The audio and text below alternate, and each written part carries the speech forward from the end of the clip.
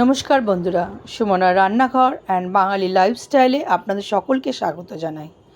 এই ভিডিওটা ভালো লাগলে অবশ্যই লাইক করবেন আর নতুন নতুন ভিডিও পেতে চ্যানেলটিকে সাবস্ক্রাইব করে নেবেন।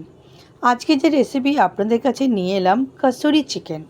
তো এর জন্য আমাদের যে চিকেন লাগবে সেটাকে আমি ভালো করে আগে ধুয়ে নেবেন এবং ধোয়ার পর আধ ঘন্টা মতো ভিনিগারে ভিজিয়ে রাখবেন এবং আধ ঘন্টার পর চিকেনটাকে একটু ম্যারিনেট করতে হবে। তার জন্য আদা বাটা, রসুন কুচি, গুঁড়ো লঙ্কা, কর্নফ্লাওয়ার, ময়দা এবং সামান্য নুন আর কাসুরি মেথি দিয়ে ভালো করে একটা কোটিং তৈরি করবেন এবং কোটিংটা যেন খুব পাতলা হয়। এবার কড়াইতে আমি সর্ষে তেল ব্যবহার করেছি। তো সর্ষে তেল গরম করে নিয়ে সেই চিকেনের টুকরোগুলো একটা একটা করে দিয়ে সেটাকে আমাদের ভালো করে লাল লাল করে ভাজতে হবে পকোড়ার আকারে। এবং ভাজা হয়ে গেলে চিকেনের টুকরোগুলো কড়াই থেকে তুলে নেবেন এবং ওই তেলের মধ্যে আমি আগে থেকেই পেঁয়াজ ছোট ছোট কুচি কুচি করে কেটে রেখেছিলাম, সেই পেঁয়াজের টুকরোগুলো সেই কড়াইয়ে তেলের মধ্যে দিয়ে ভালো করে আমাদের ভাজতে হবে। আর অন্যদিকে আমি অলরেডি একটু তেঁতুল ভিজিয়ে রেখেছিলাম একটা বাটিতে, তো সেটা আমি ভালো করে গুলে নিয়েছি তেঁতুল থেকে রসটাকে বার করার জন্য।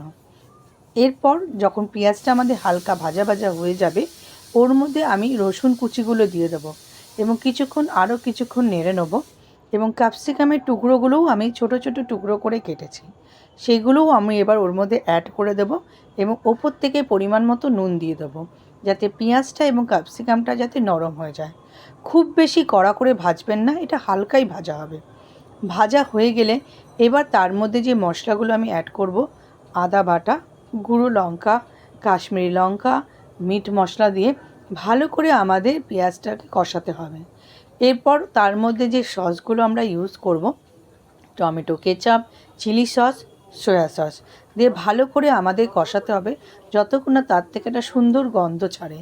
এবং কষানো আমাদের হয়ে গেলে এবার আমরা তার মধ্যে জল অ্যাড করব।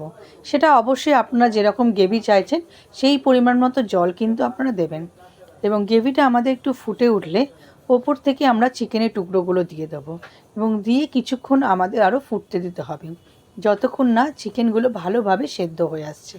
এবং নামাবার আগে ওপর থেকে কিন্তু আমাদের ওই তেঁতুল গোলা জলটা যেটা আমরা অলরেডি গুলে রেখেছিলাম সেটা দিয়ে কিছুক্ষণ গ্যাসে রেখে নামিয়ে নিলেই রেডি হয়ে যাবে কচুরি চিকেন। এটা রুটি, পরোটা বা লাচ্ছা পরোটার সাথে খেয়ে দেখুন, খুব ভালো লাগলে। ভিডিওটা আজকেই শেষ করলাম।